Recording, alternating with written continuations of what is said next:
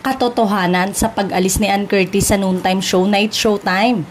Naging paksa ng usap-usapan ng tila pamamaalam ng isa sa mga original host ng noontime show na It's Showtime.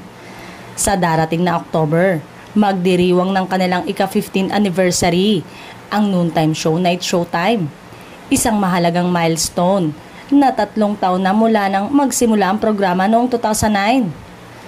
Patuloy na sinusubaybayan ng maraming Pilipino ang It's Showtime dahil sa kanilang makulay na mga segment at mga tanyag na host tulad ni Vice Ganda, Ann Curtis at iba pang kilalang personalidad. Dito rin umano ay magbababo na raw ang aktres.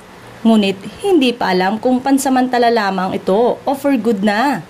Samantalang nalungkot naman ang fans ni Ann Curtis sa balitang papalitan na siya bilang host. Say nila bakit hindi na lang daw yung ibang walang ambag ang palitan gaya ni Lassie at MC or Jackie and Ayon o di kaya sina Jugs and Teddy.